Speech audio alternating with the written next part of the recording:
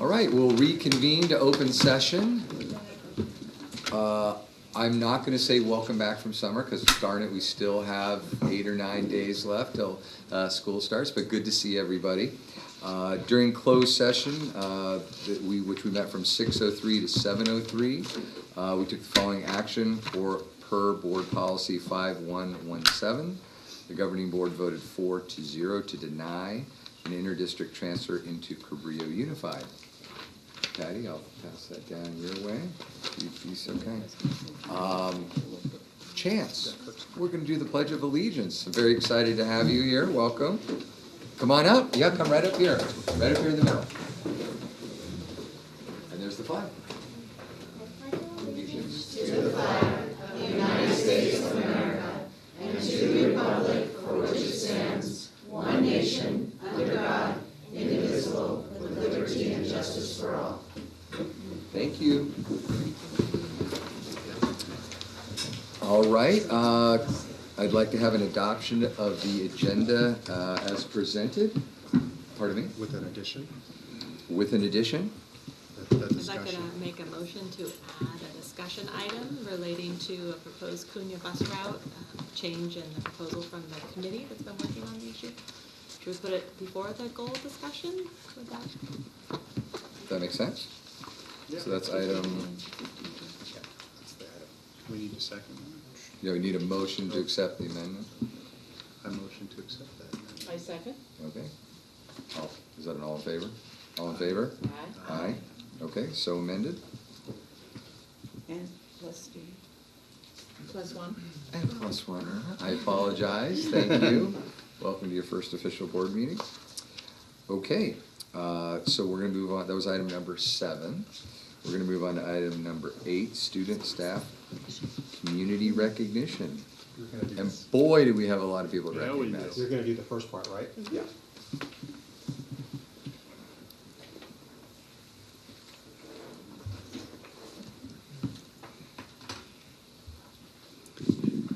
So I have the distinct honor this evening of helping to recognize some members of our community and staff, which is why I'm standing here instead of our superintendent, people who have donated hundreds, if not thousands of hours to the Measure B campaign to successfully support our schools. And I really want to take time to recognize each of the individuals that are here. Many of those people are not here with us this evening, but I want to make sure that it's on public record and that we acknowledge them for their work.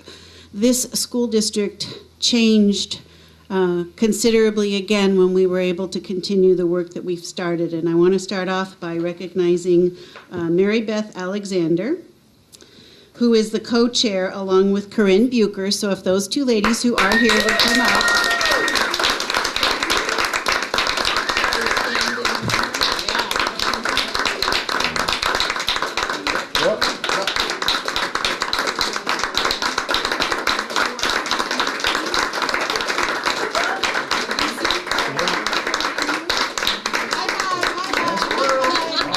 Stay up.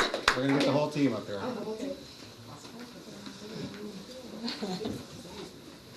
I also want to recognize Kelly Huber, who is the treasurer. Kelly here? No. Warren Woolfield, who was the legal consultant and a donor. All right, Warren.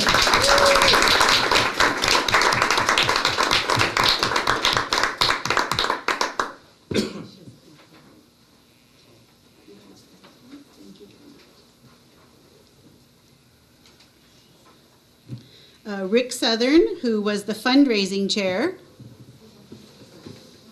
Nicely done. Our president of our board, Rob Papalardo, who was the board representative, also worked on fundraising and logistics. Oh,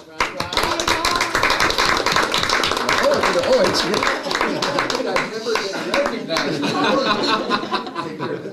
Thank you on behalf of our children. I'm going to stay with the team. What about it? A good friend of mine, Mike Alifano, for fundraising and logistics. Mike's out here.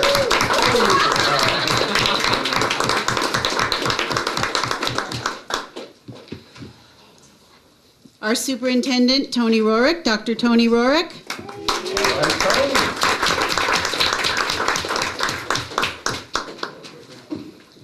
David Casentini, who provided endorsements, office space, and was also a donor. Outstanding. Len Erickson, who provided endorsements for the campaign.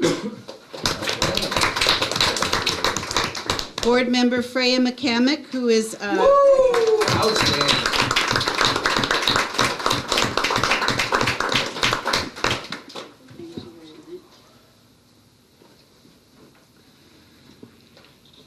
Sarah Stern, who was the TBWB strategies person. Here, she has a new last name. Andy Morehouse. Also outstanding. Heather Stamba helped with the phone bank. Amy Risk that helped with the phone bank. She was a lead. Catherine Carhart that worked on the website. Leanne Kolsch who worked on the yard signs. Dana Chaliff that worked on the phone bank data entry. Lynn Messick who worked on the phone bank data entry.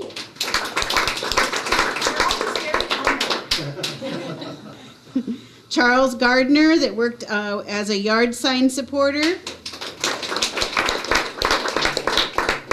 Amy Humble that worked with donor letters. Tiffany Ebert from Kings Mountain as the lead for Kings Mountain. Jennifer Lockhart, who was the lead for Hatch Elementary, and her co-lead Michelle Briggs. Gisette Spirind from El Granada, she was the lead. Nadia Bledsoe Papiak, who was Cunha Intermediate's co-lead with Amy Krukowit. Our own Mr. John Corey, who was the phone bank coordinator, organizer, lead. Hang on, Mr. Corey.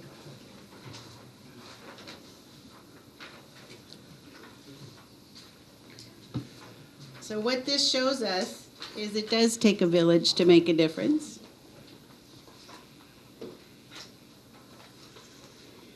Let's see. Misty Belmonte, who was the CUSD teacher liaison and phone bank coordinator. Tracy Halberslaben, who was the Half Moon Bay High School lead. Raj Besher, who was the campaign supporter.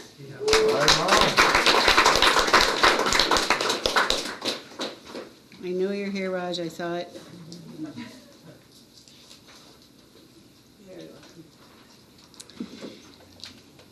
And Allison Monteith, who was a yard sign supporter. So I would like to invite either Corinne or Mary Beth to come up and just say a few more words about how important this was to us as a community.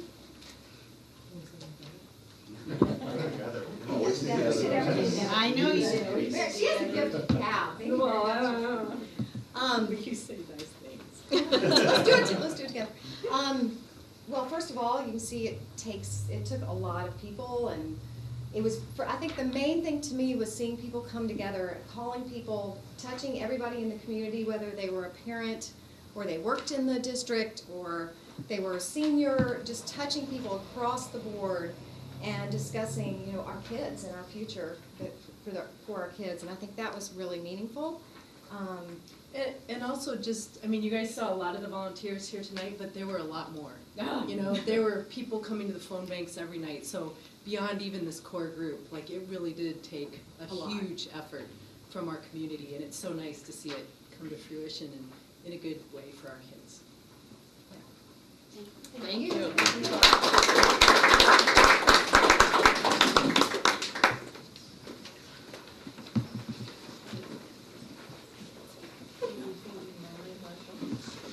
sorry.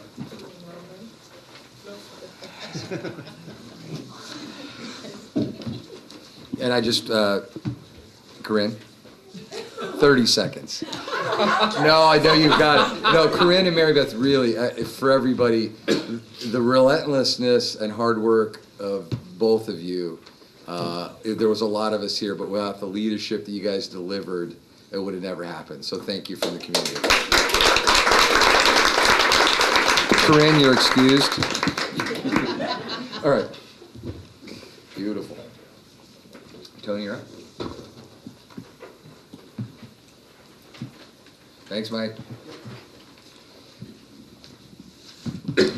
So it is my pleasure to introduce several new principals and assistant principals to the governing board this evening and to the community. I'd like to begin by introducing Mr. Ronald Campana as the principal of Half Moon Bay High School. Mr. Campana comes from the San Mateo Union High School District, where he served as an assistant principal at Peninsula Alternative School. He also served as Dean of Students at Cappuccino High School and as an assistant principal at Burlingame High. Mr. Campana taught social studies at Aragon School prior to those experiences. Ron, please come up.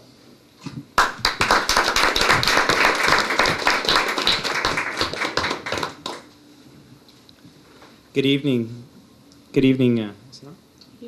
Sorry. Feel free to raise it as well.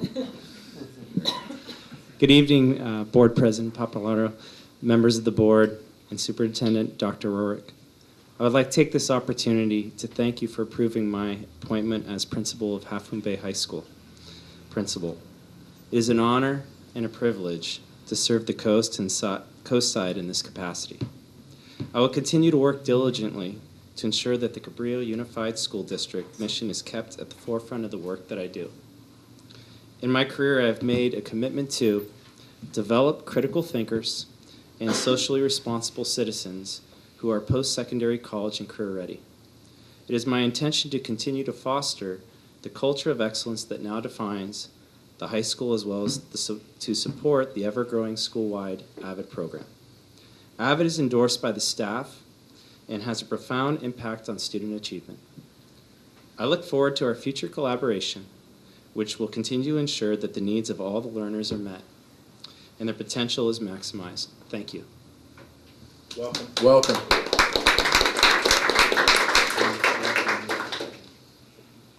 Okay, thanks.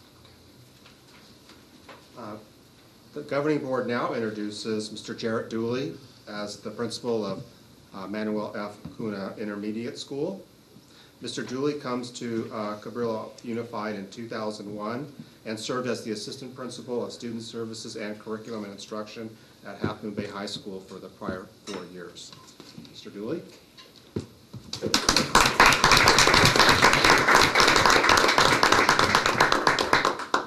Thank you, Superintendent Rourke, Board President Pappalardo, and the rest of the board. I cannot express how excited I am to be afforded the opportunity to be a principal and to be a site leader in Cabrillo. I've spent 4 years here, not from 2001, 2011.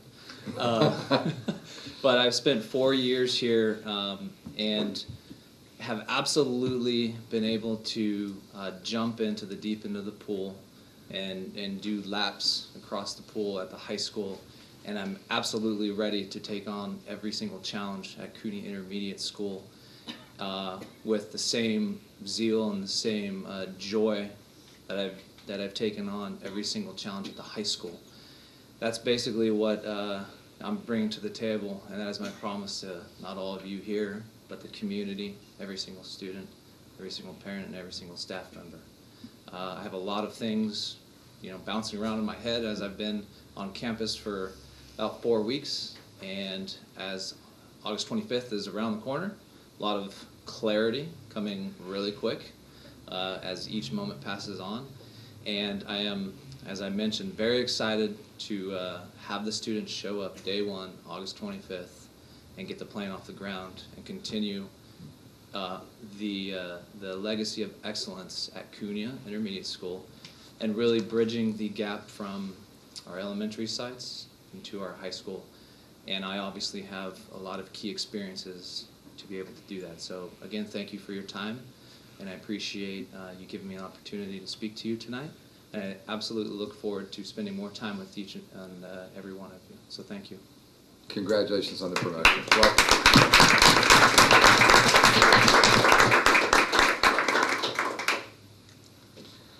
Okay, the next gentleman who will be introduced needs no introduction here at with the governing board. It's my pleasure to introduce Mr. Javier Gutierrez as assistant principal at Manuel F. Cunha Intermediate School. As we all know, Mr. Gutierrez has been in the Cabrillo Unified School District the last 3 years and serving as the agriculture teacher and FFA advisor. We have all seen his enthusiasm, the way he's been able to rally support in the community for these programs, and we have every anticipation he'll be able to use these skills as the new assistant principal at Manuel F. Cunha Intermediate School. Mr. Gutierrez.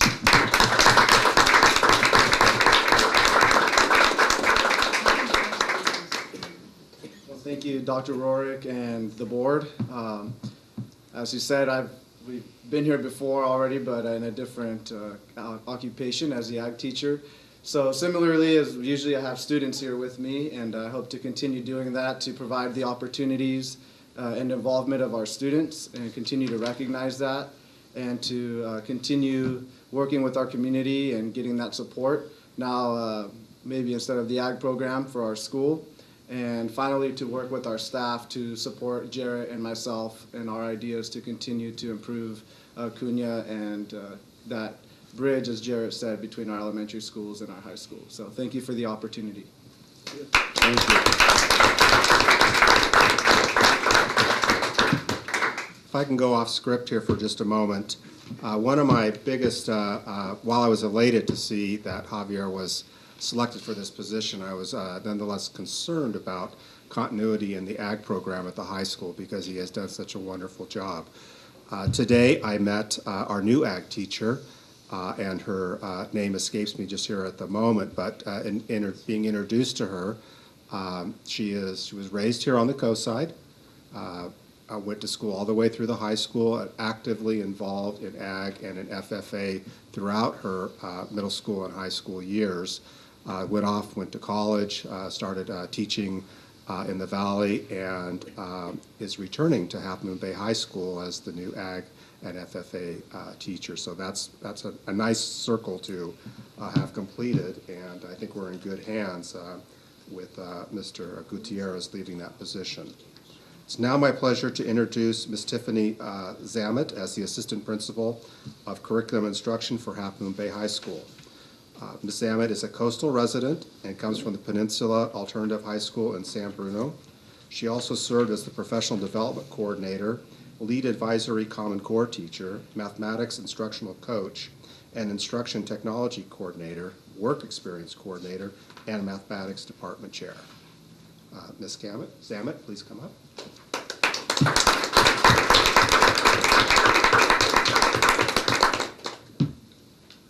Thank you, Dr. Rorick, and thank you to the board, members of the community, and district administration for this wonderful opportunity to serve the students of Half Moon Bay High School. As a Pacifica native, it feels really good to be back on the coast and home. I spent quite a while over the hill and in Northern California, further north, and it feels really great to be here to serve the students of Half Moon Bay. I really look forward to using my experiences as an educational leader. I've worked as an educational leader in charter schools, comprehensive sites, as well as alternative. So I hope to combine all these efforts to really drive curriculum and instruction at Half Moon Bay High School and build on all the wonderful programs I know Jared, Allison, and Albert have worked on progressing and moving forward. Things like AVID, the increase in all the AP classes, and just moving those forward and making sure that they're with not only quantity but with quality, and finalizing our transition with Common Core in this sort of final year. So I look forward to support all those things inside and outside of the classroom, and cannot thank you enough for this opportunity. So, thank you. Welcome back to the coast side.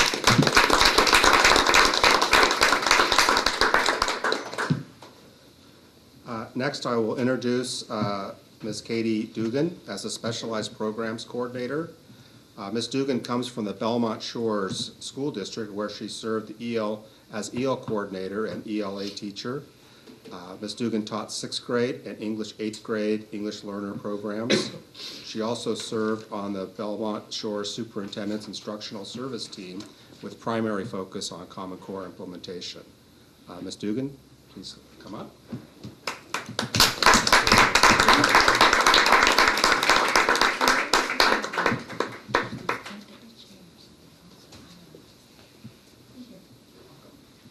Good evening. I am thrilled to be here. While I'm new to Cabrillo Unified, I grew up on a coast, the Central Coast, San Luis Obispo. So I feel right at home, and I've been made to feel very welcome by the staff in the district so far, so I very much appreciate that. This is an exciting time in education, as you know, and I am thrilled to be becoming a leader in this district and guiding teachers and students towards the full implementation of the Common Core. So thank you so much for the opportunity, and I am very excited about the hard work ahead. Thank you. And the next person I'm going to introduce is not on the agenda for approval into the position this evening because of she's our most recent administrative hire. But I will introduce to the community and to the governing board Mrs. Martha Ladd.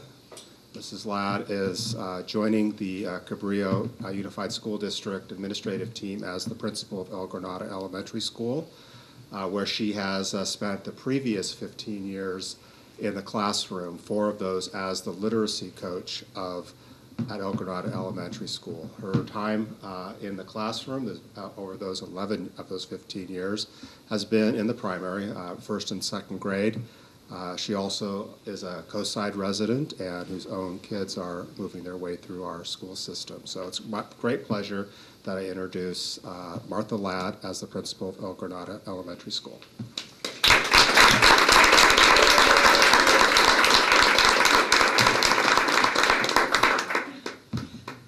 Thank you, and I'm really thrilled and excited to be taking over as the principal at El Granada Elementary School. As Tony mentioned, El Granada has been my professional home since I started teaching, and I've learned and grown with all the men and women who have been working there, and I'm very excited. I feel like the combination of bringing on the Common Core standards and the technology initiative that we have is a real watershed moment for teaching and learning.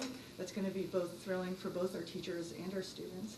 And as I've mentioned through the interview process, my goal is that our teachers wake up every Monday morning excited with joy in their heart to come to the classroom, and our students leave on Fridays just a little bit sad that there's no school on Saturday. So thank you for this wonderful opportunity. That's quite an aspiration. I love that. Well, welcome to everybody. It's an exciting time for sure, and we love the energy of all the new folks and the folks who've been promoted. Item number 9, comments from the public related to items not on this agenda. Patty, I'm not seeing anything, correct? Okay. So we will move to number 10, representative reports. CUTA, anybody? I don't see Tom. Nope. CSEA. I don't see Stig or any other reps, so. I heard they were still out on the golf course. Still golfing. There it is again. All right. Knowing Tom, he's probably shooting hoops, but all right. Number 11, reports, information, and presentations. We're going to see a report on summer intervention programs. Elizabeth, and I will move.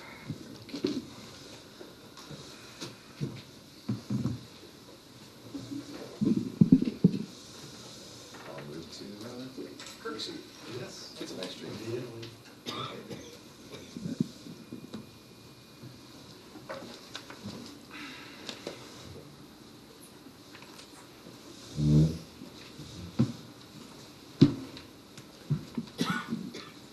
So this evening, I'm going to invite 4 staff members that supported the intervention programs from the summer.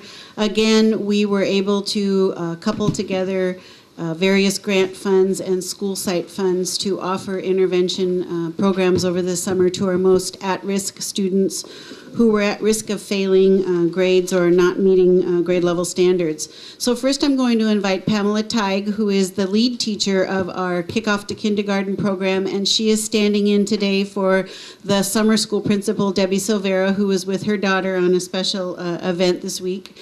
And then she will be working with James Barnes, who was the secondary principal, and Meredith Raymond, our director of special education, and finally Rosalva Segura, our program specialist for the Migrant program. So I'd like to invite Pamela up first to talk about the elementary programs. Good evening. Thank Welcome. you, Dr. Rourke.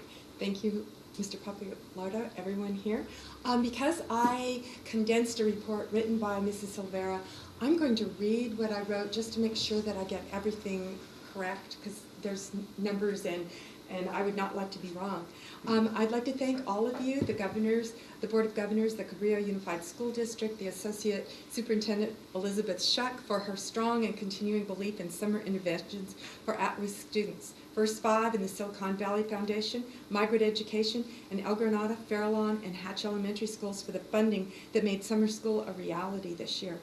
For our youngest learners, the First Five, Silicon Valley Foundation, El Granada Elementary School, Title I funds, and Migrant Education funded a high-quality Kickoff to Kindergarten program that helps prepare entering kindergarten students to have greater success. The program provided a standardized literacy and math program for students, training for parents to support literacy at home, and to provide suggestions of positive parenting ideas.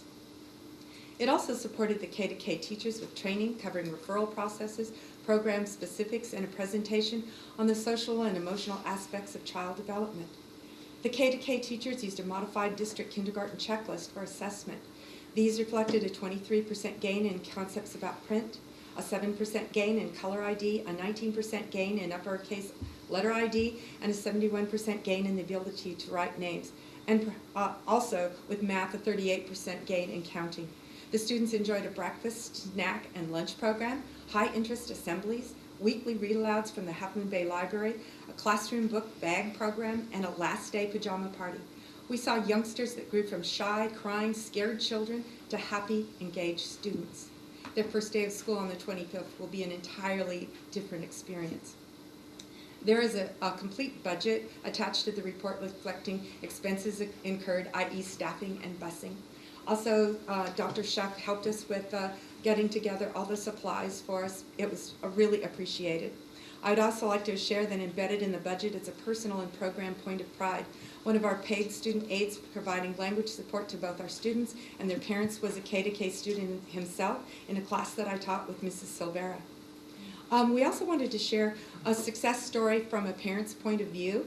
I have a quote from a parent that said, "My son was supported and cared for during his K-to-K experience. I noticed that his fine motor skills have improved, and it is wonderful to hear him singing school songs around the house. He went to school happy and loved his teachers. I could not have asked for a better start to his school career."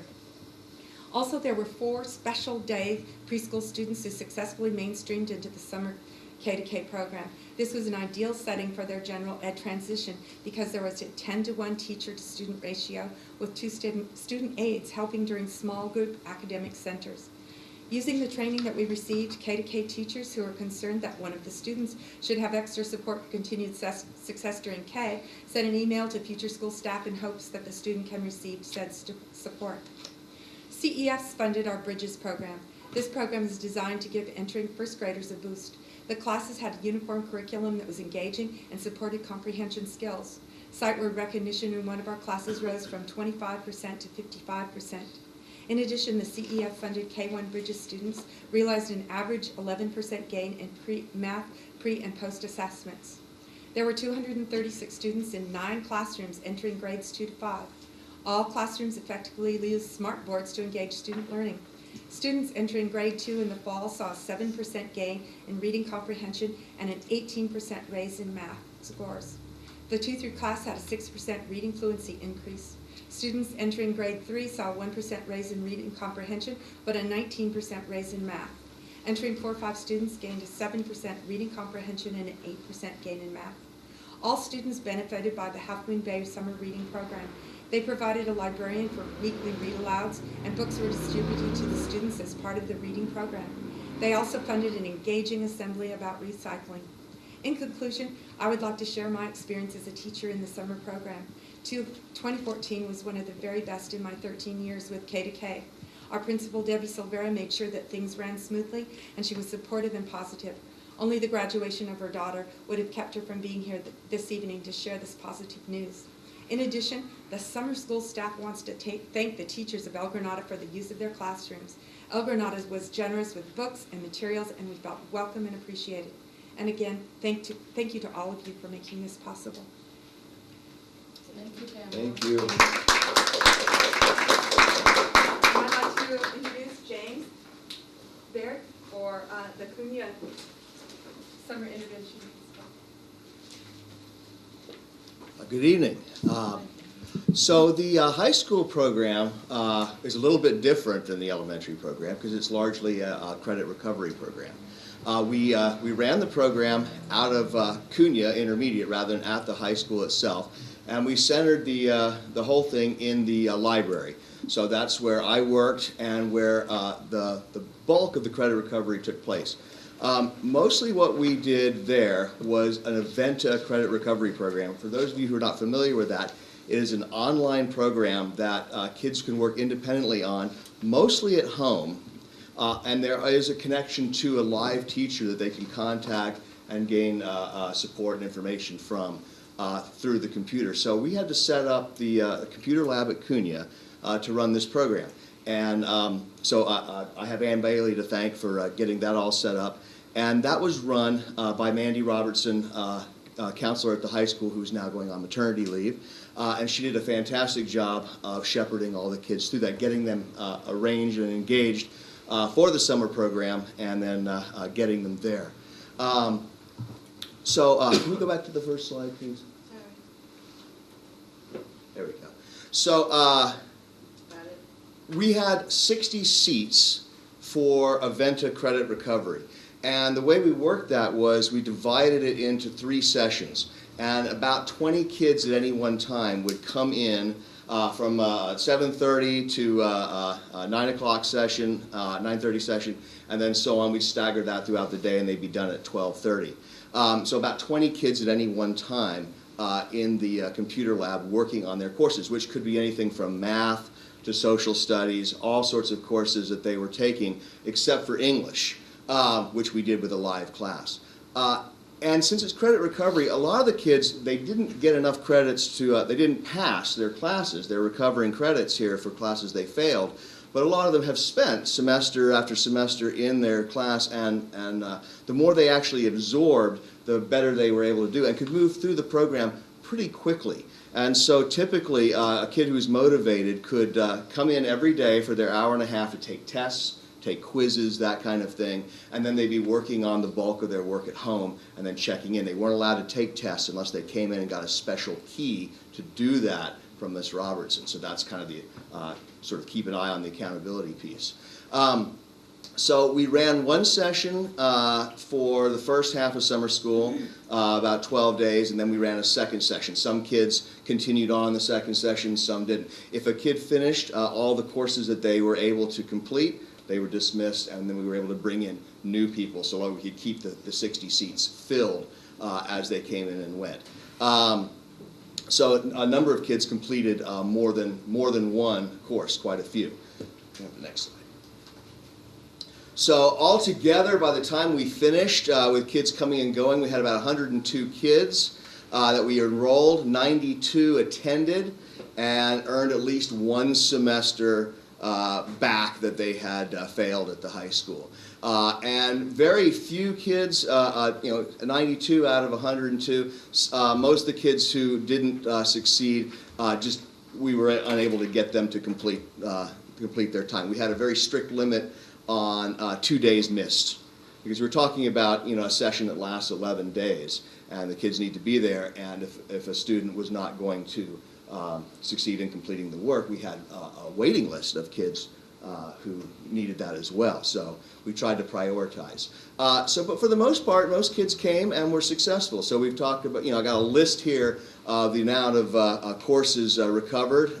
One course, 32 students, 34 got 2, and so on. One student, 6 courses were able to be completed in the 2 sessions. So that's a huge amount of work, and that required a kid who was able to, use that kind of self-paced work that Aventa provides, and be able to succeed in it based on knowledge they already had, even if they didn't complete whatever they needed to do to pass the course when they were actually up at the high school.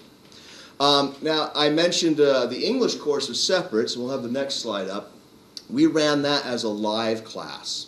And so that one, we had a separate room in the D wing of CUNY, D1, and we hired an English teacher who came to us from Napa, and Samina Azizi, she is now also going to be the English teacher, a new English teacher at the high school this year. So she came and had a lot of work that she had to do because our English course had kids from English 1 through 4, recovering credits from 4 different years of English, including at least one student who came from AP English.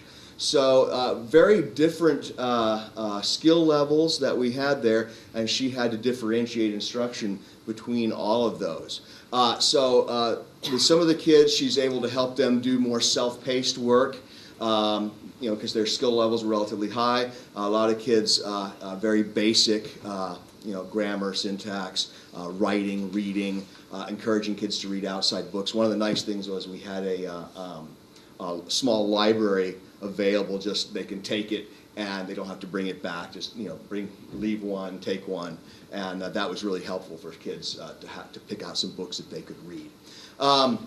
So for this one, we had 2 sessions again, maxed out the class at 35 and tried to keep it full as much as possible. So altogether, we ended up with 52 students, some of which continued in the 2 different sessions.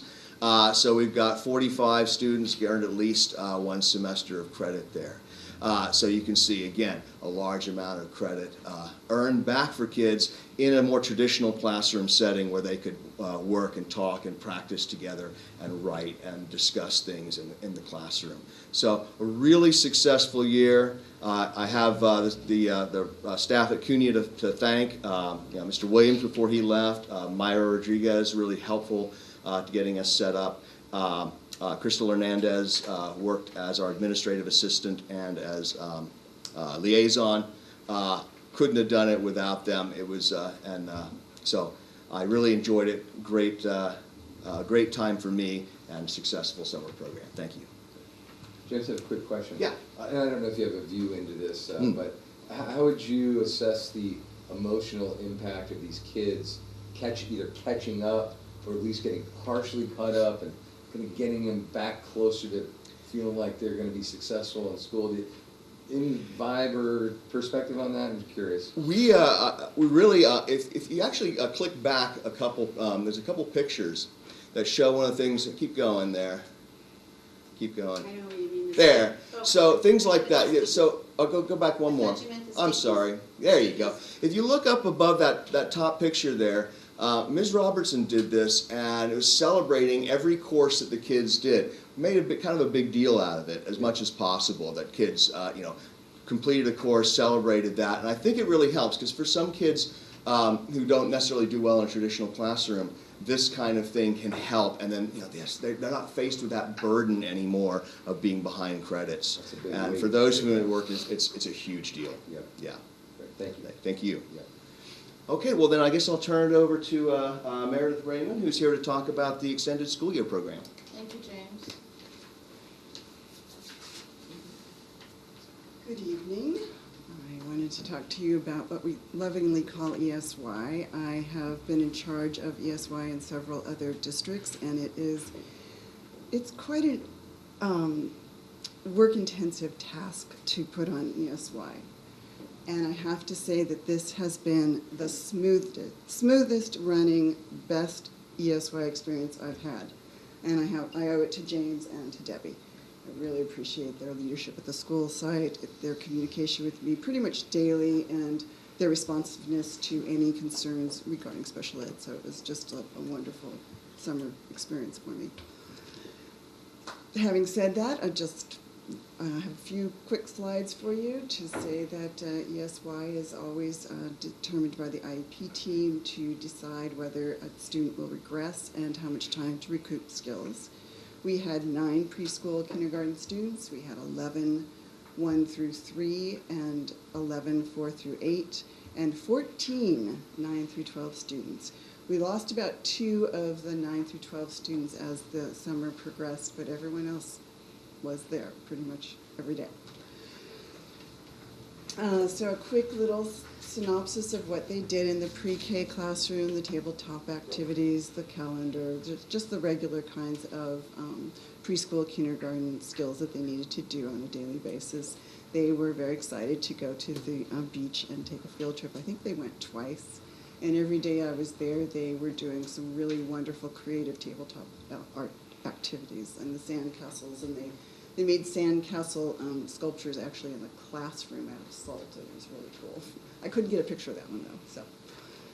So the first through third SDC was taught by Laura Reynolds, who will now be our Mod Severe class teacher for the coming school year. She had a series of Pete the Cat stories, and the students absolutely loved it. And of course, she has that little stuffed Pete the Cat that got to sit with different students if they were behaving and doing really well. And there's her daily schedule that she did. The 3rd through 5th grades was taught by Christobi. She did a great job. They worked hard, they played hard, they went on some field trips, but they kept with a very good, rigorous daily schedule of reading, math, and writing every day. And art, because that's her passion. And then this is the 6th through 12th grade classroom. This was basically a lot of hard work and quite the differentiated grade levels, 6th through 12th, as you can imagine. Arvin Lyons did a great job. I took this from him. He said that they worked on the Hunger Games, and he was going to plan a field day. And I said, well, how are you going to do that with the Hunger Games? So that's how he did it. And I was there to see some of that, and it was really fun. The kids were quite engaged, and they were really excited about reading that novel. So thank you very much. Do you have any questions? No? Okay. Thank you. Oh, Rosalba. And I don't know her last name, but I'm sure she knows Sure, herself. segura. Good afternoon, buenas tardes. Thank you again for the opportunity. Another year comes to an end as far as summer. And very excited again to present this time the services that we had the opportunity to provide to the most at need and at risk kids, which are our migrant students. This year, we provide a lot of services and a lot of collaborations and a lot of community efforts took place in order for us to deliver the services. We provide services year-round. Migrant Program has to provide services year-round, and we provide out-of-school youth. I'm going to start with the preschool services, elementary school services, secondary services, college readiness services, and also parent engagement and support. Our first slide just shows that our Kinder Academy, or K to K, is that the name? It changes every year. We provide 20 center-based classroom services at El Granada. We provide transportation for those 3 to 4 years old that for first time are coming to the kinder environment in an elementary school. Graciela Krabenschman was our teacher this year, and it was, like I mentioned, it was in El Granada. We also provide home-based visits to identify the new group of students that will be our preschool students in the fall and for next year. We did a lot of assessments to our kids. We provide a pre and a post to see the gains because our grant kind of demands that we show improvement. We did assessments with the students in the class. We did assessments at home, environmental assessments. We're working really close and diligent on creating new ways of serving our preschool population in our district. Elizabeth and a group of professionals are working on getting a new grant for hopefully a new preschool for school district in the near future. And that's hopefully will be part of our services for next school year. Then we do kinder to 5th grade services. This year we didn't provide main summer school classes. We did an extension of those services. We provide tutoring and extended learning packets for the students that were not able to be enrolled in summer school. We had about 40 students that came to tutoring every Thursday afternoon to our building back here. A minimum of 2 hours was required. We made a small contract with the parents and the student that this is not a casual thing, that they're in this program so they don't lose any of the learning that they just gained during the school year. This is not a remedy, but this is a continuation of learning through the summer. A lot of those kids were really happy to come. I was surprised that they all came on time and they stayed for sometimes more than 2 hours because they were looking forward for something engaging for them. We provide, thanks to Second Harvest and our Sandra, or what's her title? Food service coordinator. We got great snacks. That was also part of the incentive why they were so faithful to come. And parents also stay. They wanted to know how they can learn how to help their kids at home. And I think that we did like 98 at 100. We just finished our last group last Thursday. And an incentive for them is going to be a backpack, free backpack that through the collaboration of all the local churches and community agencies, nonprofits within the coast, we're able to provide 500 backpacks to all the kids in need. And I'm going to take this moment to do a little advertising. We have a little, they're outside the front office. If anybody wants to donate any school supplies in good shape, new, preferable, please do so. We're running a little low on supplies this year, and there's a lot of need. There's more demand than supply. So as of yesterday, we still need another 100 backpacks to serve a total of 500 students in the coast. Our 6th to 12th grade service, we did a college readiness workshop this year.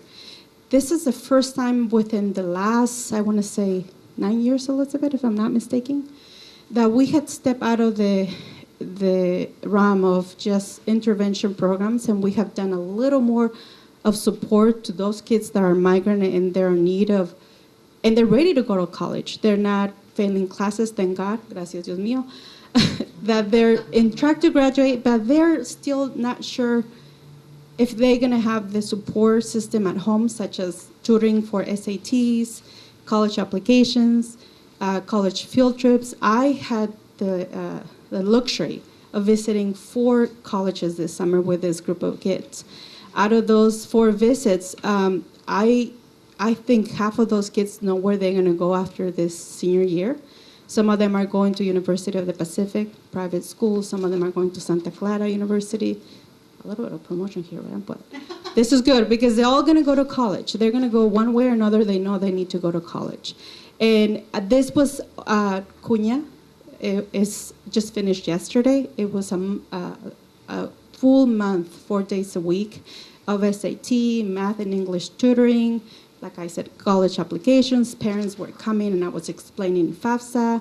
Sayuri was my she accomplished a lot. She helped me with the families to early introduce them to what's coming next year. And we provide service to about 14 students that came, like I mentioned, in total of 30 days. We also had a transition, sorry Elizabeth, I'm taking too long, but we had a transitional class, which is a 5th grade to 6th grade. We also did college visits. We did a lot of research about places to work, things to do, what kind of profession it takes to work at NASA. All the activities that were provided were really engaging students to look at college, be ready for college. All these kids, like I mentioned, when we think about migrant students, yes, a lot of them need the intervention program, but some of the students, they're ready to get the next level of services, and we were able to provide that this year. parent services. My heart resides in parent, as you can tell by so many opportunities that I had. We created an ongoing parenting class. For the last 4 years, I had had the opportunity of providing services in the summer. And this year is the first year that I've been able to work with the early preschool, kinder, first and second grade group of parents to teach them and guide them and show them ways that they can engage as early as first day of school and continue going going forward as they go to high school and hopefully to college. We had 65 parents participating in 8 classes, sessions, and it was, again, a collaboration of library, Cañada College, certified programs. A lot of that making sure that parents feel support, that they know how to get involved when they go to school, that we kind of explain to them what a PTO means, what it looks like, what kind of involvement and participation that requires, ELACs, DLACs. And we established that as the beginning, like I mentioned. It's something that they will go on and be able to ask questions and feel that there's things that I can do even though in my own language, that I have to get involved and I have to be part of my students' academic life. I think there's one more. Yes. Our goal this year was to provide services to 165 migrant students. As of last Thursday, we provided about 140. That 135 increased because you rushed me to get it done on Monday. And we're still providing services. We're still collecting materials that kids that are coming back from Mexico or other places that they went on summer.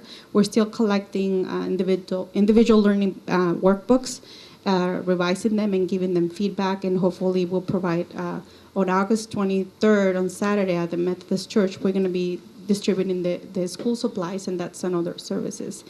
In addition to these programs, we pay transportation. We purchase bus passes, public transportation passes for students that needed to come to the summer school in Cunha, instead of paying an entitled bus to bring them from school to home. We also provide transportation to the field trips, supplies, a lot of supplies we bought this year because the kids it's incredible to see that they can carry a smartphone and they don't have a ruler, they don't have paper, they don't have scissors, they don't have colors. And that's something that we're working on, changing the mentality of some of our families. Hopefully in the near future we will accomplish that. Anybody has any questions? Preguntas? Well, thank you. It's wonderful that we're serving so many of the migrant community, so thank you. That's Thank fantastic. you. Thank you I'd for... love to see the room full of parents. Yeah, it's great. Yeah. Thank you.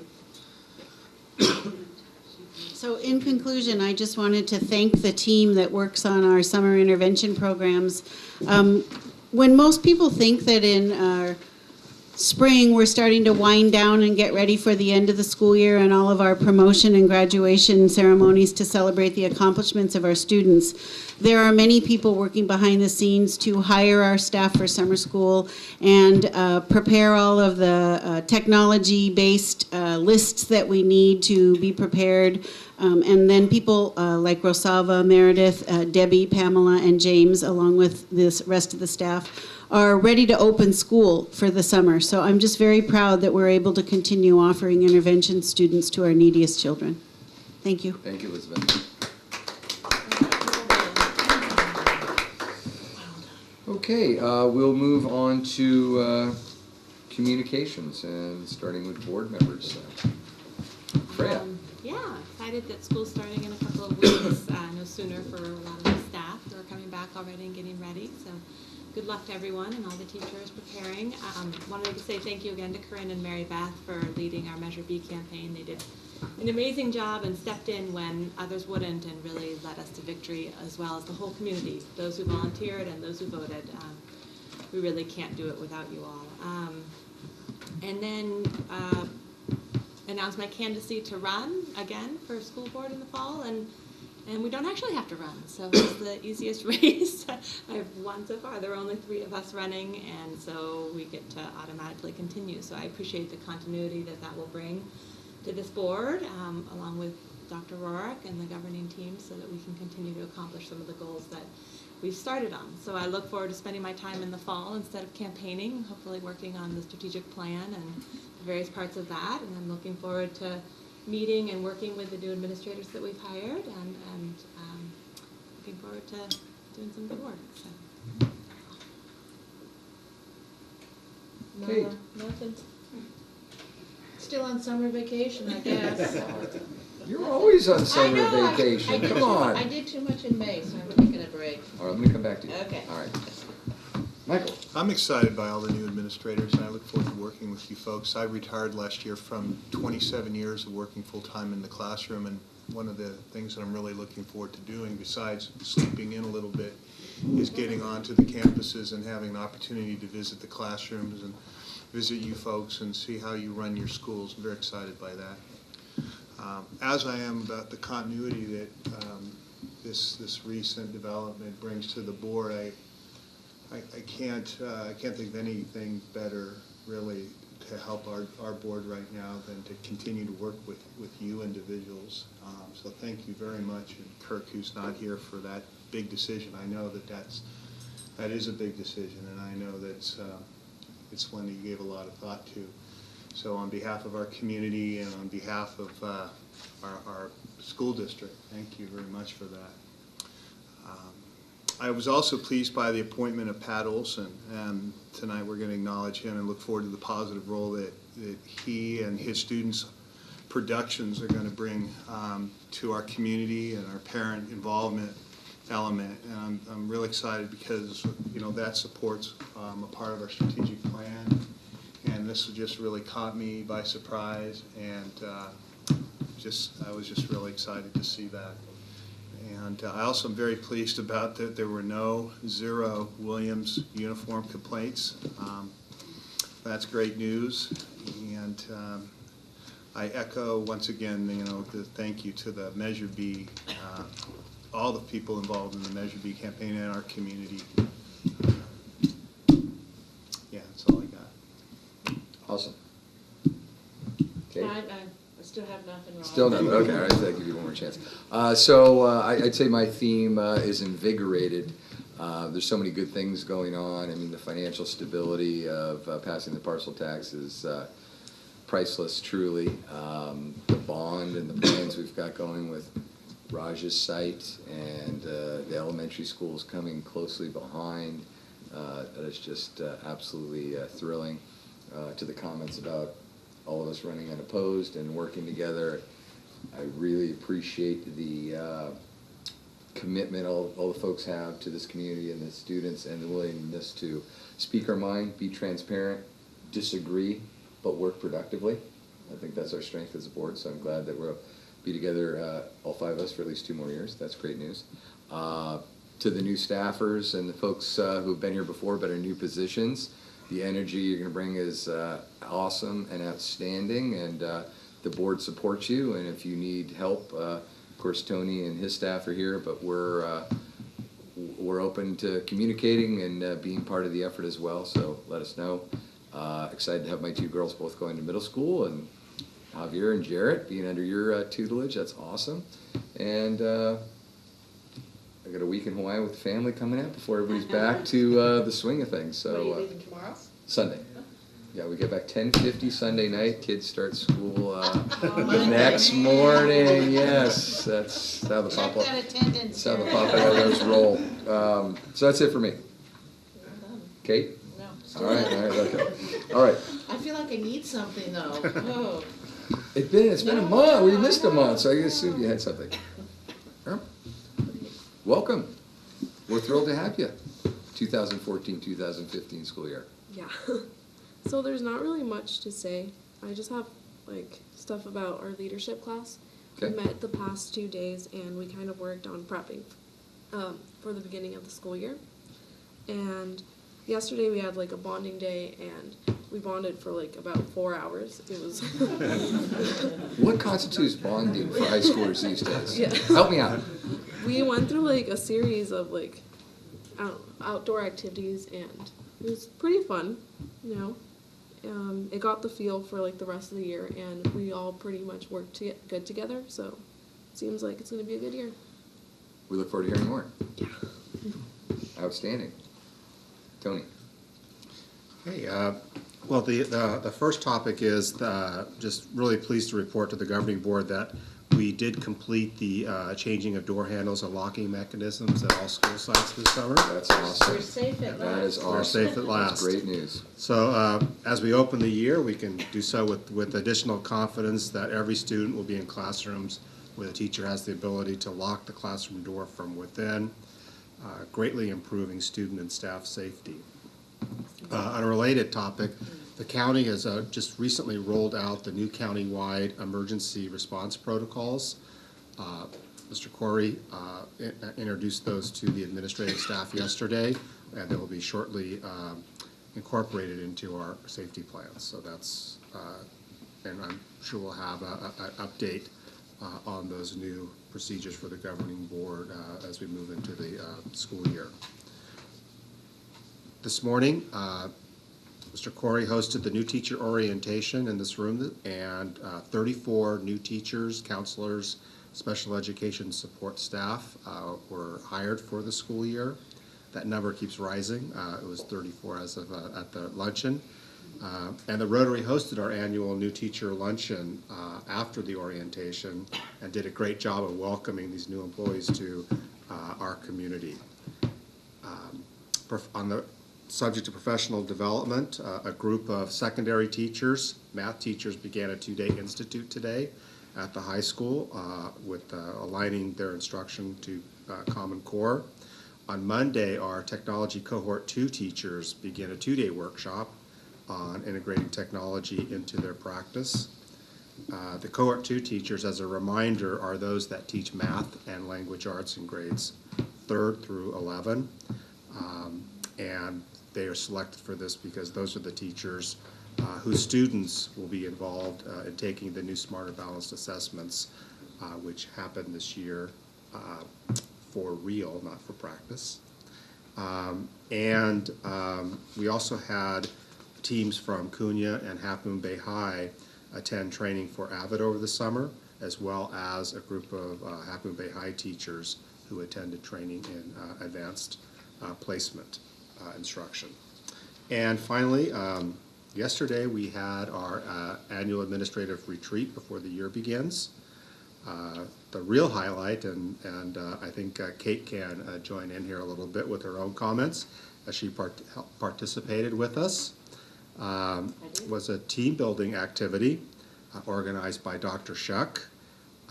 Besides the administrative team and our board member, Kate Livingston, we also had our support staff from the schools and from the district office join us, as well as CUTA leaders Tom Cox and Misty Belmonte. We had 6 teams. We all competed together for fame and riches. Truly a lot of fun. I'm just happy to report that my team did not come in last. Didn't come in first either. Do you want to report whose did? Did not we come in last? No, second to last. Second to last. Honestly, well, we were just that one tier above that. And honestly, we would have been in a real hole if it hadn't been for Raj, as the former math teacher, aced all of the pop culture algebra for us. That's where we made all of our points. We have filed a protest, Otherwise, it was not looking good. But anyways, it was really a lot of fun, and we certainly have a better inkling and insight into some of our personalities. But the real nice part of the day was that each team, as we moved through the activities, assembled a bicycle. And the bicycles at the end were given one to each school site, where they'll be used for raffles or at some giveaway or auctioned off to provide local funds. So it was really a lot of fun. Thank you again, Dr. Shuck, for organizing that and giving us a great kickoff to the year. And while we're on that, would you name the sponsors that made it all possible? The Rotary Club of Half Moon Bay, and the Silicon Valley Community Foundation and the CABSNL are the organizations that funded this activity yesterday. Thank you, thank you, thank you. All right, all kinds of good stuff happening. Good to hear about people having fun. All right, number 13, consent items. Do I have a motion to approve consent items as presented? Without discussion. We have a motion. Do we have a second? I'll second. All in favor? Aye. Board members, elbow members, +1. Okay, we'll move on to action items. So we have 14A, adopt resolution 1414 declaring September 2014 as Attendance Awareness Month. That's big. Absolutely, especially after a week in Hawaii. That Monday will rise and shine. We may not be here, who knows? Never come back. But thank you, President Papalardo. And as we do on an annual basis, presenting a resolution to the governing board, really to emphasize to not just everyone in the room, but to our entire community that attendance matters. We at the school site continue our process to identify students with attendance challenges. We begin that monitoring process very early in the school year. We will continue to utilize our Infinite Campus system, generating the attendance letters that are automatically generated to notify students and families of attendance issues. The phone calls and conferences that take place at the site and the district office level have increased over the past few years, and most recently last year we've increased our number of SARB attendance, School Attendance Review Board meetings that we have held at the district office, primarily for our secondary students, in particular Half Moon Bay High School. Those meetings have been supported by site administration, district administration, and also our school resource officer, in particular Deputy Chase, who has attended those meetings in support of students and families. And it's really been an interesting process, not always 100% successful, but we really have concentrated over the last year of identifying reasons why students have not been attending school. And sometimes we've been surprised. It's a transportation issue. It's an issue of bullying at school, that may be unbeknownst to the school counselors, to the site administration. It's a social issue. Sometimes it's parental defiance. I don't want to get out of bed. So the dialogue that has taken place at our district SARB meetings has been effective for some, not for all, but we're going to continue emphasizing that attendance matters. You can see the summer school report, and unfortunately not everyone made it, but continuing to work with parents in a partnership capacity and coming up with solutions together to get their child to school will continue to be a priority and a focus. So this evening, hopefully going well beyond the gesture of approving a resolution, is continuing to emphasize that attendance in our schools matters every day. Just a quick question. Can you remind the board and the community, the resource officer, what is the role of the resource officer and what is the availability of that resource these days? Just to remind us, that'd be great. Yes, our school resource officer, interestingly enough, over the years that I've been here, we worked with the Half Moon Bay Police Department, and we had a school resource officer. When the transition was made to the Sheriff's Department, we were very fortunate starting last year to have an increase in FTE, if you will, and we actually have 2 school resource officers, and really as the title implies, they are a resource to site administration, to parents, to help support in a variety of different capacities. They are physically present on campus. They help with attendance issues. They help with supervision issues. Sometimes when you see the sheriff's car parked in the front of the school, the initial inclination is there's a problem, and I think they've really helped transform that. They could be on the basketball court shooting hoops with our kids. They could be involved in planning our youth summit extravaganza, if you will, at Cunha. They're participants in the process. In many cases, their availability depends on the activity of the day.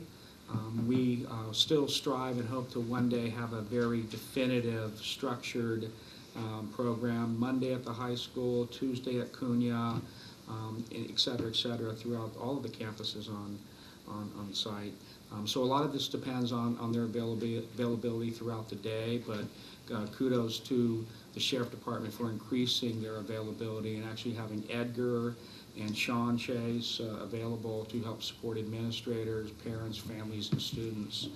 So their job description is varied, and they'll pretty much help out. We have their cell phone numbers, they're easily accessible. I know on the first day of school, one thing that really we found to be effective are home visits. And I know last year, specifically at Pilicitos, working with Raj and jumping in the car and making home visits. And that's not intended to be the heavy in that capacity, but even part of our LCAP plan, there's areas within that plan to increase the number of home visits and really having that conversation within the home to find out where students are not attending schools. So they've been very supportive, very responsive to support our schools and our kids. It's good to hear, and a nice shift from the last few years. Is this our first time of having an awareness, an attendance awareness month? We talked about that in senior leadership, and we believe that we brought the resolution to the board before. It's a topic we've discussed before. I don't know if we've had any formal presentations to the board on attendance.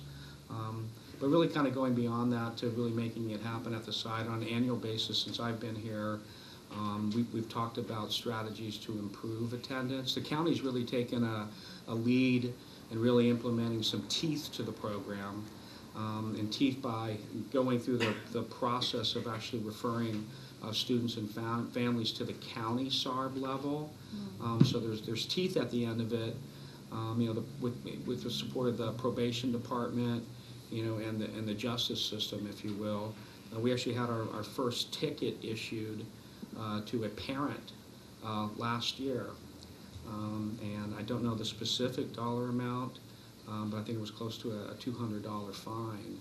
So it's been progressive in that capacity, but I do not believe it's the first resolution presented to the board. Well, I like to hear that there are some teeth to it, because it's one thing to pass the resolution on paper and do nothing about it. So that's good to hear. Just real quick, Oh, I appreciate please. the information on the background work too, that there's kind of a look at what the reasons are and try and address some of those. So I think that's a really useful part of the attendance issue and getting at kind of the root causes. So it's great to hear about that work. Excellent. Do I have a motion? Mr. Drew, second? Second. All right. All in favor? Aye. 4+1. The resolution. Is that a roll call? That is a roll call. Sorry. Aye. Aye. Aye. Aye. There we go. Thank you. Thanks. Stay on top of Freya. Okay. We have 14B, adopt resolutions number 15, 14, 16, 14, 17, 14, 18, 14, and 19, 14 for employees assigned on the basis of an education code provision. Yes. That's a mouthful. Yes, indeed. All right. All in one line. So on an annual basis, we present resolutions to the governing board that permit teachers to teach a variety of different assignments. We have 5 resolutions included in the board packet this evening.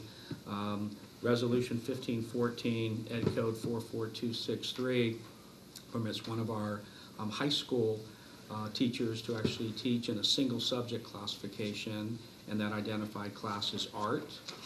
The second resolution presented to the governing board permits one of our high school special education teachers teaching within a departmentalized class to teach the subject of basic English.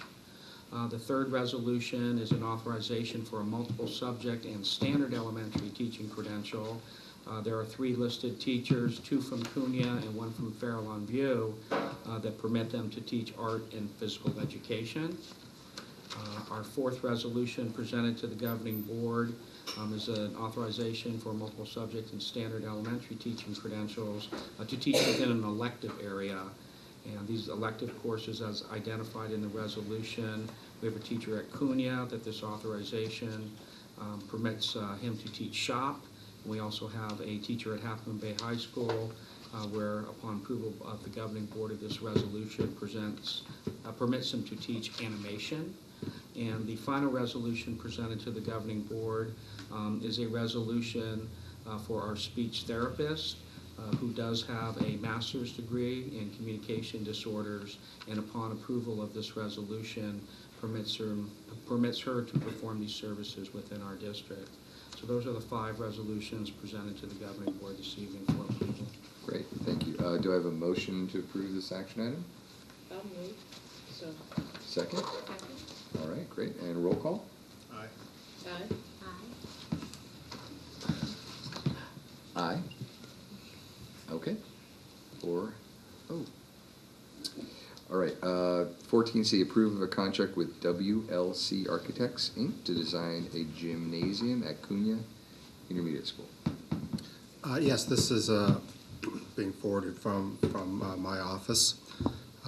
As the governing board is well aware, the district entered into an agreement for a joint funded program and a joint use program with the Boys and Girls Club of the Coast Side. A design contract had been previously awarded for this project, and for a number of reasons, including significant underestimates of the cost of the project. That contract was nullified, and the project had been reduced to a single joint use gymnasium rather than a double gymnasium. Project will still fulfill the master plan's unfunded goal of building an additional gymnasium to support district programs, and will also provide an opportunity for the Boys and Girls Club with a facility for their after-school program. Asking the governing board to approve with WLC Architects for the design of this new facility.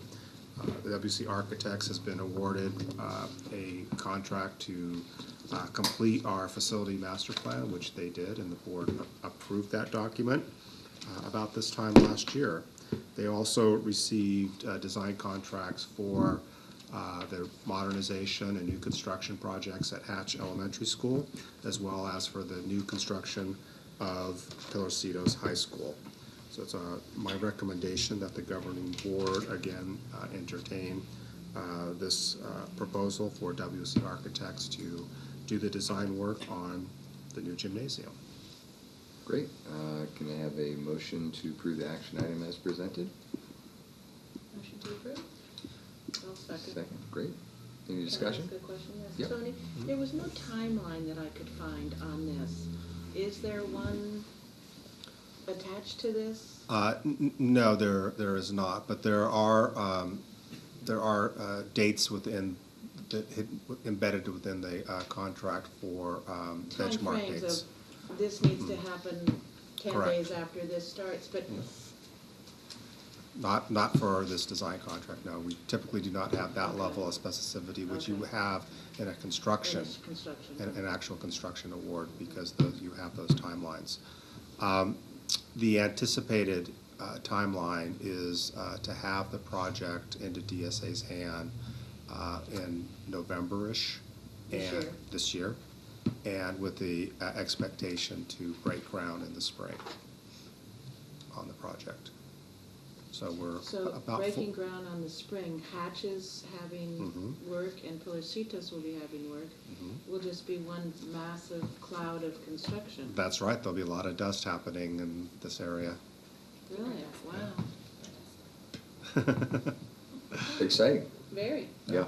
Yes, Measure S will be very, very visibly present in the community this spring. It's long overdue. I'm pleased to see that there'll be some turning of soil. Really good. We can get you a shovel if you're. Yeah, I have All right, a okay, shovel. all right. All in favor? Aye. Aye. Okay, 4+1. Excellent. Ooh, this is a good one. 14D, adopt resolution number 2014 declaring the result of the education parcel tax election held on June 3rd, 2014, and authorizing the San Mateo County Controller to levy the education parcel tax. Yes, indeed, this is a good one. And this, by this action, the governing board will close the process to enact Measure B, which is an additional 5 years of our parcel tax. As we all know, back in March of this year, the governing board called for the election.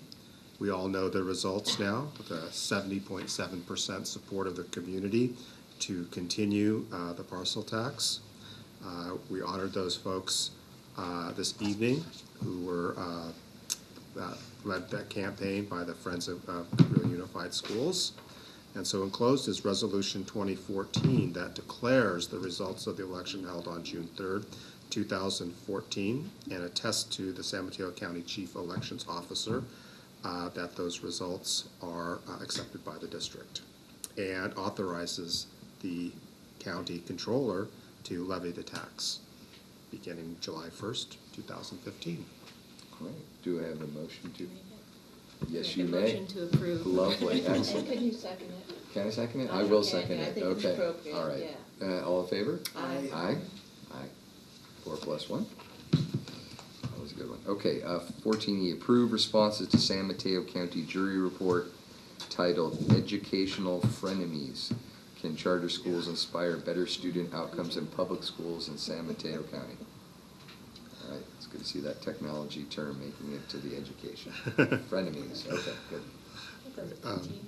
What's that? Preteen book title. I had to read this Oh, twice. numerous places. The report, the grand jury's report? Well, just, yeah, or the title. everything. Yeah. Well, then, you're a quick learner. I had to reread parts of it more than once, for sure. Anyways, as we all know, the grand jury process is an annual process, and every summer they produce their reports, and oftentimes, almost every year, at least one of their reports deals with issues that impact schools. And so we're asked to respond to specific recommendations and findings that the grand jury publishes. This particular report deals with charter schools and the relationship between charter schools, and also has some tangential wanderings into some other areas, including length of time students are in schools. Nonetheless, the district has prepared a response to the grand jury, 5 findings and 4 recommendations, and those are enclosed for the governing board to consider as our formal response to the grand jury. All right, do I have a motion to approve the action item as presented? I motion to approve it. Second? Sure, second. All right. Any discussion? All in favor? Aye. Aye. All together, 4 plus 1. Okay, that's it for action items. Well done. All right, 15, discuss board district goals for the 2014-2015 school year. We were going to do the Cunha bus. Oh, I'm route sorry. first. Yep, I didn't make that note. We will, which item was that, so I can make sure That'll be 15A. Okay, so 15A becomes discussion of the bus route. Right. That is correct. Okay. We have the luxury of having 2 of our governing board members who have been involved in the study group on transportation here as well. So just very, very briefly, we spent last year at the looking at options to transport students, and the study group targeted Cunha students. At first, we thought that there was an opportunity to utilize existing routes to bring those students to Cunha. We found that that would not be possible due to schedules and start and ending times at each of the schools without making drastic changes and having those all over the place. So the study group came up with a recommendation to do a pilot this year to create a new route with 1 bus transporting students from the northern communities of Montera, El Granada, and Pillar Ridge to Cunha and home again. Our cost analysis was that it would be about $300 per rider per semester, and we asked the governing board for their support in putting this pilot into place. The governing board gave staff that direction. The route was established, letters and phone calls were made to potential riders. There was an August 8th deadline that we wanted families to let us know that they would take the bus. We had 13 students sign up for it by the August 8th deadline, which was far short of the 30 riders that the governing board gave direction that we would need to be able to start the service. What's very much worth mentioning is that in giving that direction to staff, the governing boards was clear that this needed to be as close to possible a revenue neutral project because we simply do not have the funding to support expanding transportation services. So over the summer, a couple of parents contacted the district, had several questions about the cost of service. We met with those parents, including both of our governing board members, Freya and Kate. And we listened to their concerns, and we also talked about other issues. There was an assumption on our part a little bit, perhaps, that the community would be clamoring for a bus. But we found that in the intervening years since the district eliminated transportation to those areas, that families had adjusted, and that Samtrans not only was a viable option, it was a preferred option for many families. We also found that there was less interest in an afternoon route because our Cunha students are engaged in many activities after school, and many of the families said, my student would only take it one day a week or maybe only a couple times a month because they have so many things going on after school. We decided that since the route system that we had planned was not going to be viable, that we would decided to get some more information on the viability of a morning-only route. And we asked the parents that were present to go out and get some feedback from parents that they knew. And we found that when we met again this week that certainly was a viable option. That with the 13 students we already have, that there was another 10 to 12, so about maybe 25 students who we knew of at this point who would probably take the bus if it were a morning-only route. The study group, actually at the formulation of the recommendation by Kate, was to propose to do a first semester route with a commitment for one semester, morning only, and allow people to join the route given if there was still space at a prorated cost. We also talked about the opportunity for a 1 week pass, the second week of school, to encourage people to at least try it without having to pay for the full cost. And so the proposal that we've been able to create is that to have a dedicated morning-only route, dropping students off at Cunha, a one-semester commitment for the 2014 school year, really regardless of the number of students that sign up,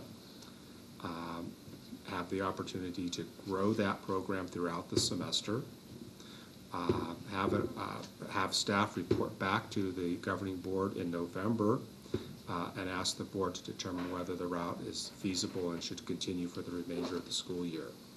We have a schedule that is in the documentation as well. The cost analysis is that it would cost us $126.40 to cover the 80 school days.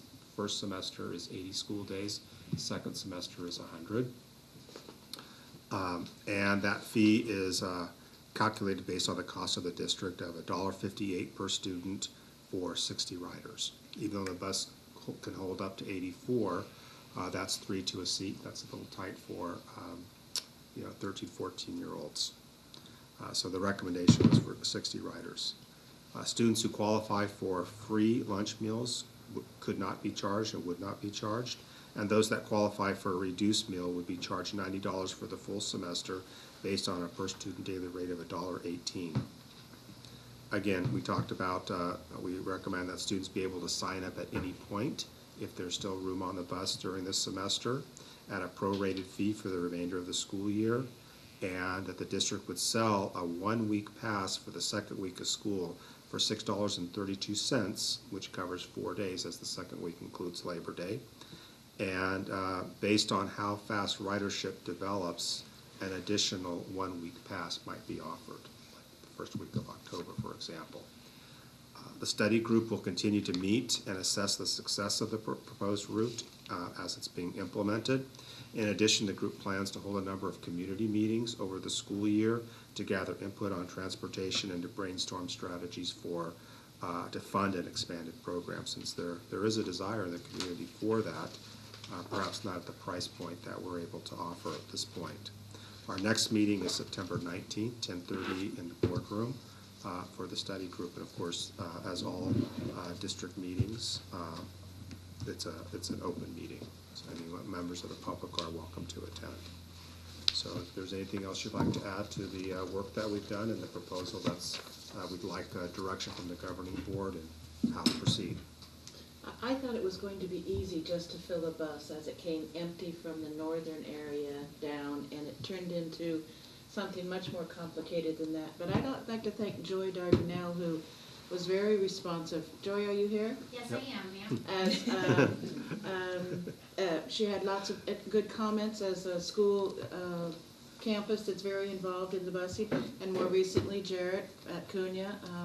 Really appreciate that involvement from the both of you. And Crystal for setting up, what will it cost, Tony, for running the meetings? But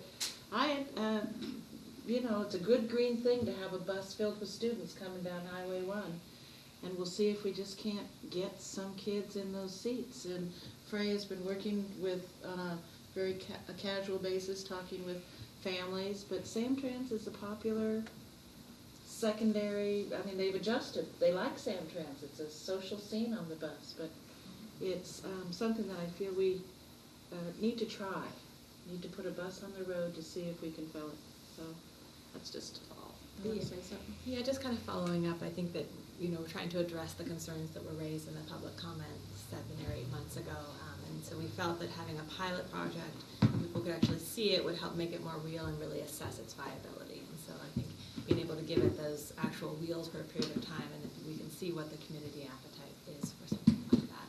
And also show those folks who took the time and energy to come and speak to us with that concern that we are attempting to find some solutions to those problems that are raised. It's the best deal going. What was it, $6.70 for 4 days of a bus to school in the morning? I thought that was a good deal. $6.32. Thank you, Joy, for that idea. That'll get you one way on Coleman to Embarcadero, one time. It's a pretty good deal. Okay, so discussion, so you're looking for guidance from us to proceed with a one semester test. Correct.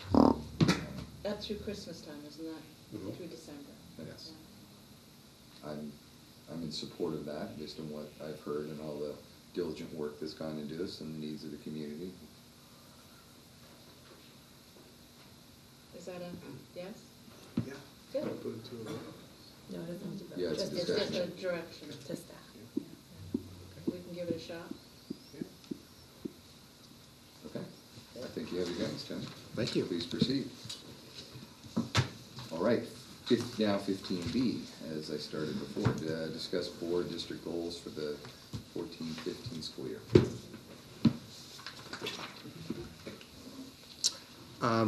So each year, the governing board establishes its goals for the district. Last year and the year prior, the board set 7 overarching goals with specific benchmarks for each goal. And the benchmarks serve to measure the district's success in fulfilling those overarching goals.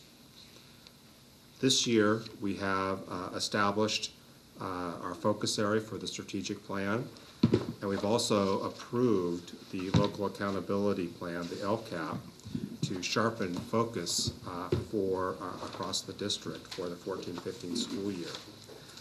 The proposed goals attached to this item are aligned with the strategic plan, though that work still remains, and those goals established under the LCAP. So the purpose of this agenda item is for the board to review and discuss the proposed goals, and through this discussion provide specific specific direction to staff to assist the board in finalizing its goals for the 14-15 school year. I have a question. Yeah, I'm not familiar with early assessment program, the EAP. That's not one I ran across in my experience as a teacher. What can you describe what that early assessment program is and when and where it's assessed? It is 11th grade, is it not? It's 11th grade. It's an assessment that's part of the California assessment program, and passage of that, it's not required, but students who pass that are eligible for California state universities, for admission into California state universities.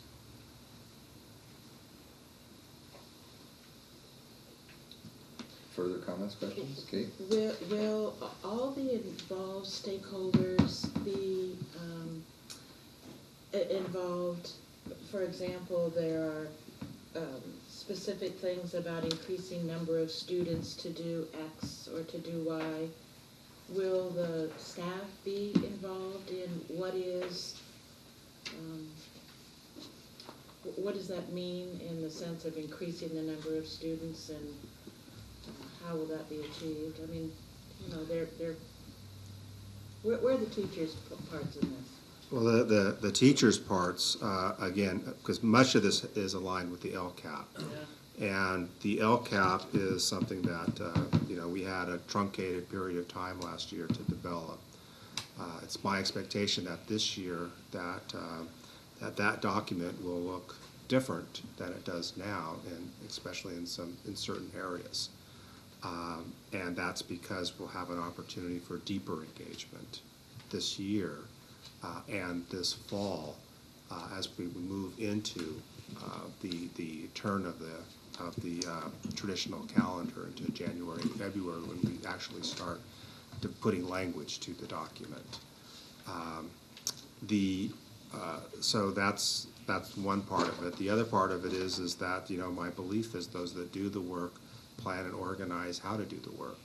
And so yes, where those areas that are specific to teaching and learning, providing those kinds of services to students, will have the voices of those that are involved in doing that work, not only in how we measure success, but how we address the issue in the first place.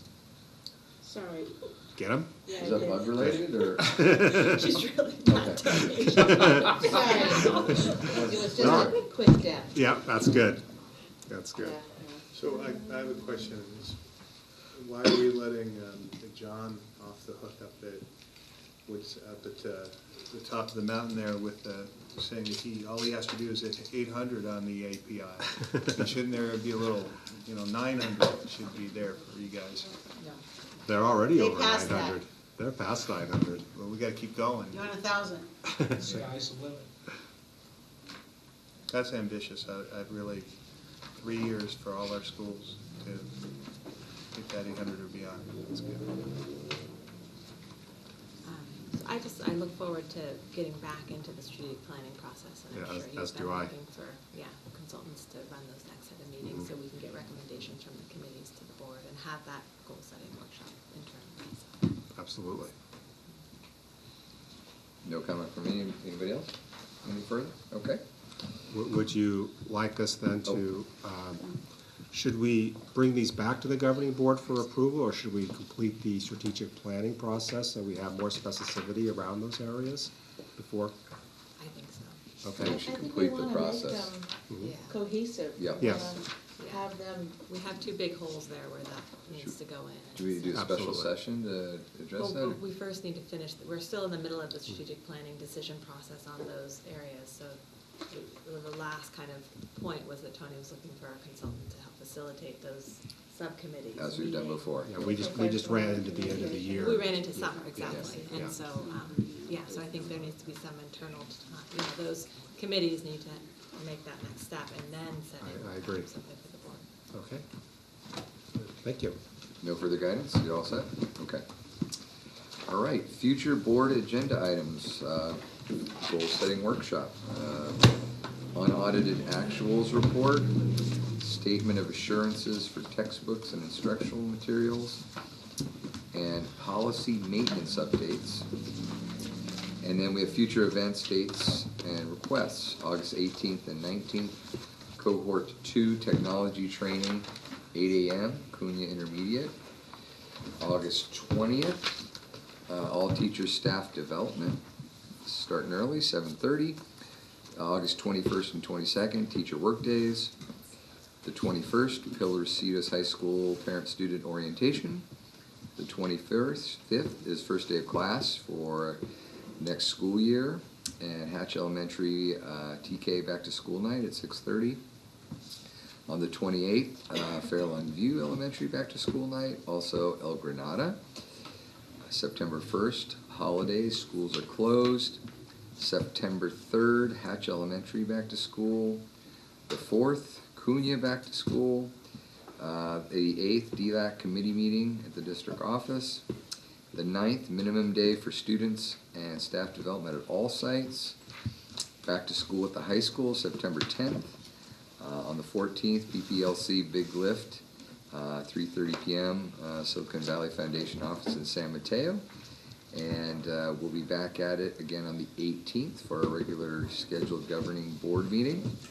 And I'm happy to report we do not have to return to closed session, so I'm going to adjourn the meeting. 8:48. Oh, do I have a motion?